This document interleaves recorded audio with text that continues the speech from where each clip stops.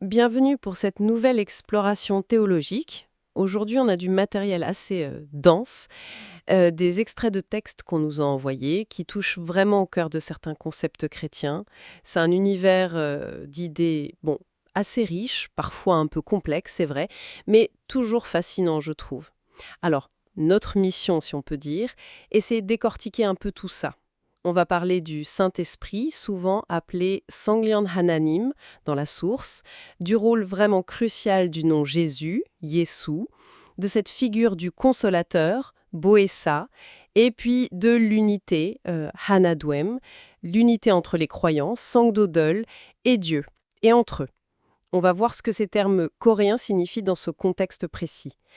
C'est vrai que plonger là-dedans, ça peut un peu bousculer, mais c'est aussi une chance de regarder les choses différemment. Ok, bon, déballons tout ça. Oui, absolument. Et pour commencer, c'est important de bien situer les choses. Ces textes, ce sont des interprétations théologiques spécifiques. Elles s'appuient sur la Bible, oui, beaucoup sur l'évangile de Jean d'ailleurs, mais elles en donnent une lecture, disons, particulière. Ce qui frappe tout de suite, en fait, c'est l'accent mis sur la relation entre Dieu Père, Fils, Esprit, et puis les croyants. Et comme vous l'avez dit, le nom Jésus, il est vraiment central dans toute cette affaire de relation et de salut. Commençons peut-être par le consolateur alors. Le Boessa. Boessa. Le texte fait une distinction assez claire, non? Jésus, premier consolateur. Ilje Boessa. Et l'Esprit Saint, un autre consolateur. Tout d'Aaron Boessa, Todarion Boessa. Le second. le Thier Boessa. C'est une idée qui vient de Jean, ça. Tout à fait. C'est dans Jean 14, au verset 16, Jésus dit « Je prierai le Père et il vous donnera un autre consolateur ». Et puis, un peu plus loin, verset 26, « Mais le consolateur, l'Esprit Saint, que le Père enverra en mon nom ». Donc oui, le texte source se base beaucoup là-dessus pour cette séquence. Et c'est là que ça devient vraiment intéressant, parce que le texte ne fait pas que citer. Il explique pourquoi et comment cet autre consolateur, l'Esprit, arrive. Il y a des conditions, c'est ça. Oui. Selon cette interprétation, la venue de l'Esprit est directement conditionnée par le départ de Jésus. Et attention, ce départ, ce n'est pas juste « il s'en va », c'est interprété très précisément comme sa crucifixion, son sacrifice rédempteur. Ah oui, d'accord. Le passage clé, c'est Jean 16, verset 7e. Il vous est avantageux que je m'en aille, car si je ne m'en vais pas, le consolateur ne viendra pas vers vous. Mais si je m'en vais, je vous l'enverrai. Donc l'interprétation ici est très nette. Mhm. Le sacrifice de Jésus est la condition première, absolue, le texte insiste. C'est seulement après avoir été couvert par le sang de la croix, Shipchaga Pirutopio, et avoir reçu le pardon des péchés, Shwerul Sobadanza Egeman, que l'Esprit Saint, Songyon Mananem Kesan Imasimba, peut venir habiter le croyant. D'accord, donc il y a une vraie séquence logique. Exactement. C'est une chaîne. 1. Départ, sacrifice de Jésus. 2. Ça permet le pardon des péchés. 3. Et ça ouvre la porte à la venue de l'Esprit Saint dans le croyant. Très précis comme mécanisme, je vois. Le sacrifice comme une clé qui ouvre la porte à l'esprit. Et ça nous amène tout droit à l'importance du nom Jésus. Si l'Esprit vient après le départ de Jésus, comment le nom Jésus s'insère là-dedans? Le texte cite Jean 14, 26, l'Esprit envoyé au nom de Jésus. Ne irumoro. Jean 17, 11, la prière de Jésus. Père Saint, garde-les en ton nom, celui que tu m'as donné, Negejushin Abodjiermo. Comment est-ce que ces écrits lisent ce lien ou non? Alors l'interprétation qui est faite, c'est que être gardé par le nom, Irmorol Sanctol Pojenashinda, ça n'est pas juste une protection vague, symbolique. Ça voudrait dire être gardé par l'action concrète de l'Esprit Saint. Et cet Esprit Saint vient spécifiquement dans ce nom, Jésus. Le nom devient alors, en quelque sorte, le véhicule de l'action de l'Esprit. Le véhicule. Donc le nom n'est pas qu'une simple étiquette, c'est presque un agent actif. C'est exactement ça. Et le texte va même plus loin. Il dit que ce nom Jésus, il est lié de façon intrinsèque au but final de Dieu, sauver les créatures du péché, tuerobotokuon. Et même, de façon plus radicale encore, il suggère que le nom contient la volonté même de Dieu d'annihiler, de supprimer jusqu'à la possibilité que les créatures pêchent. 범죄의 반응성을 소멸시키시고자 하시는 하나님의 의지. La possibilité même. Ça, c'est une affirmation théologique extrêmement forte. Oui, très forte. Et ce n'est pas fini. Le texte ajoute que ce nom contient aussi le plan de Dieu pour effacer le péché du temps et de l'espace eux-mêmes. 시공간에서 죄를 소멸시키시고자 하시는 하나님의 계획. Carrément. C'est-à-dire la puissance, la portée presque cosmique qu'on attribue au nom Jésus dans cette lecture. Ce qui est frappant, c'est vraiment ça, hein. Le nom est moins un symbole qu'un contenant actif de la puissance et du plan de Dieu, ce plan d'éradication du péché. Ça m'amène tout naturellement au thème suivant qui revient beaucoup, l'unité, Hanadem. Le texte insiste beaucoup là-dessus, il cite Jean 17 encore, afin que tout soit un, comme nous sommes un. Et je leur ai donné la gloire que tu m'as donnée, afin qu'ils soient un comme nous sommes un. C'est quoi cette unité d'après la source? Est-ce qu'on parle d'une sorte de fusion où tout le monde se mélange? C'est une excellente question et le texte est très très clair là-dessus. Il affirme bien que cette unité, Hanadem, ça ne veut pas dire une fusion des êtres, une perte d'identité. 존재 자체가 융합된다는 뜻이 아니라. Ce n'est pas ça. Alors, c'est quoi si ce n'est pas une fusion? C'est plutôt adopter une même pensée, un même état d'esprit, une même orientation, si on veut. 같은 생각을 갖게 된다는 뜻이. Et cette pensée, c'est celle du Christ, rendue possible par l'Esprit Saint. L'exemple qui est parfois pris, c'est celui des disciples après la Pentecôte. Ils sont devenus un dans leur but, leur message, animés par le même esprit. Mais bon, Pierre est resté Pierre, Jean est resté Jean, chacun avec sa personnalité propre. 개개의 인격을 가지고 있었다. Ah, d'accord. Ce qui est fascinant ici, c'est cette tension. Une unité très profonde de volonté, de pensée, mais qui maintient l'individualité.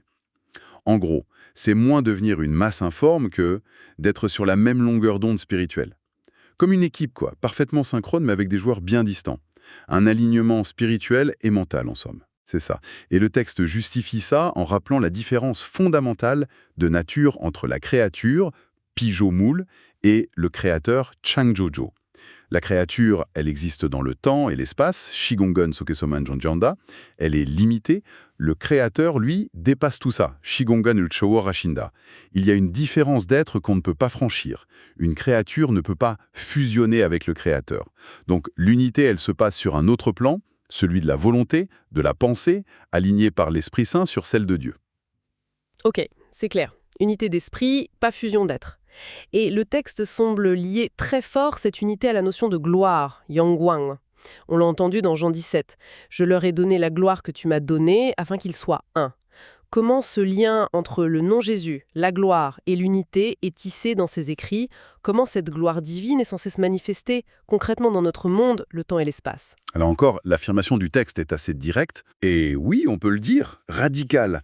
Il pose que le nom de Dieu, c'est-à-dire Jésus, dans ce contexte, est la gloire de Dieu, telle qu'elle est placée, rendue visible dans le temps et l'espace. 하나님의 이름은 곧 시공간 안에 두신 하나님의 영광이다. Autrement dit, Dieu manifeste sa gloire et reçoit la gloire par ce nom qu'il a mis dans notre réalité. Comme idée. C'est une affirmation centrale, oui. La logique qui est développée, c'est celle-ci. Le Fils Jésus, il est venu sur terre comme porteur de ce nom, Jésus. Nom qui est donc la manifestation de la gloire du Père. Ensuite, l'Esprit Saint, qui vient lui aussi au nom du Fils, donc toujours Jésus, eh bien, il communique cette même gloire aux croyants qui le reçoivent. 성령 하나님을 모신 성도를 영광롭게 하신다. Et cette glorification, ce n'est pas juste un sentiment, hein. C'est vu comme un processus réel qui va culminer à la résurrection, la transformation finale du corps. Pour le bien-noir. C'est pour ça que l'esprit est aussi appelé l'esprit de gloire, Yangwang-Eyang. Donc si on essaie de voir la cohérence de tout ça, Dieu donne son nom, qui est sa gloire manifestée, aux croyants. Pourquoi? Justement pour les rendre un. Hanadege Ashinda. Et comment ils deviennent un? Par l'action de l'Esprit Saint, l'Esprit de gloire, qui habite en eux et qui porte ce même nom, Jésus. Donc dans cette perspective, le nom et la gloire, ce ne sont pas juste des concepts abstraits. Ce sont les outils concrets que Dieu utilise pour créer l'unité qu'il veut. C'est une construction théologique vraiment très articulée. Tout semble tourner autour du nom Jésus et de l'action de l'Esprit. Alors, si on essaye de récapituler le mécanisme, comment cette unité avec Dieu se met en place concrètement pour le croyant, d'après ces textes? On a compris qu'il faut recevoir l'Esprit Saint. Oui, Le texte parle aussi de recevoir la parole, malsum, parce que Dieu est parole et l'Esprit est appelé esprit de vérité, Chilieyang. Comment tout ça s'agence? Oui, la parole et l'esprit sont fondamentaux. Le mécanisme décrit, on peut le voir en plusieurs étapes qui sont liées. Premièrement, le point de départ. Père, Fils et Saint-Esprit agissent dans notre monde, le temps et l'espace, en utilisant un seul nom, Jésus. C'est le point focal de leur action ici. Deuxièmement, quand un croyant reçoit l'Esprit Saint qui vient au nom de Jésus, on le rappelle, eh bien, pour le texte, ça veut dire que le nom de Dieu vient littéralement habiter dans cette personne. Uriege hananime ilumkeso koashinda. Habiter, d'accord. Troisièmement, c'est par cet Esprit Saint intérieur qui porte le nom divin Jésus que le croyant devient un avec Dieu. 성령 하나님을 통해 우리가 하나님과 하나 되는 것이다. L'esprit est le pont, si on veut. Quatrièmement, cette unité, ce n'est pas juste être ensemble passivement. Ça se traduit par une transformation active. La volonté du croyant commence à se soumettre volontairement à la volonté de Dieu. 하나님의 의지에 불복하게 되는 것이다. Il y a un alignement qui se fait. Une soumission volontaire. Et après, qu'est-ce qui se passe? Cinquièmement, par cette soumission, cet alignement, le croyant devient, selon les mots du texte, un participant, une sorte d'assistant, kodero trimda, de Dieu dans son œuvre. Et cette œuvre, elle est décrite comme triple. Achever la création, la perfectionner, éliminer le péché du temps et de l'espace, on a vu que c'était lié au nom de Jésus, et puis amener la liberté des créatures à sa plénitude. Le croyant qui est uni à Dieu participe activement à ce plan cosmique. Participe activement. Et enfin, l'aboutissement, le but ultime de tout ce processus, toujours par l'action de l'Esprit Saint dans le croyant, c'est l'élimination, non seulement des actes de péché, mais de la possibilité même de pécher chez cette personne. 우리에게서 범죄 가능성이 소멸되게 되는 것이다. C'est une vision, oui, très radicale de la transformation que l'Esprit opère. Une sorte de perfection morale, spirituelle, rendue possible par l'union avec Dieu via le nom de Jésus. Waouh! C'est une perspective intense sur la vie chrétienne et ce vers quoi elle tend. Alors au fond, qu'est-ce que tout cela implique? Si on essaye de résumer les grandes idées de cette exploration, basée sur ces textes, on a cet Esprit Saint, le second consolateur, dont la présence découle du sacrifice de Jésus. On a le nom Jésus, qui n'est pas juste un nom, mais qui est chargé d'une puissance divine, capable de changer la réalité, qui contient le plan de Dieu pour en finir avec le péché. Et puis cette idée d'unité, pas une dissolution, mais un alignement profond de la pensée, une soumission volontaire à Dieu, le tout orchestré par l'Esprit Saint, qui transmet le nom et la gloire de Dieu.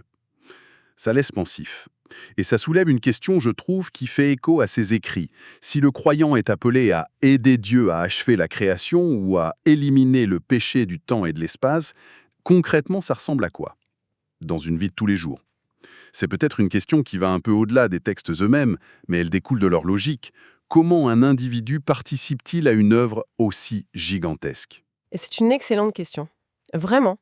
Et elle met le doigt sur la tension entre ces concepts théologiques très élevés et puis leur application vécue, quotidienne. Ces textes nous donnent une vision du monde, du salut, une cosmologie, une sotérologie très intégrée, c'est vrai. Tout s'articule autour des noms Jésus, de l'Esprit, de l'unité, comme des pièces maîtresses dans le grand plan de Dieu qui se déroule dans la création. Et ça soulève une question importante, qui reste un peu en filigrane peut-être dans ces extraits. C'est quoi exactement cette volonté humaine perfectionnée? Celle qui se soumet totalement à Dieu, mais qui reste une volonté individuelle, active, qui participe à son œuvre. Comment on concilie cette liberté dite parfaite avec une soumission totale? Et puis, quel est le rôle final que cette interprétation donne à la créature, même transformée, glorifiée, dans ce grand projet divin? Ce sont des pistes de réflexion vraiment fascinantes qui s'ouvrent à partir de cette discussion approfondie.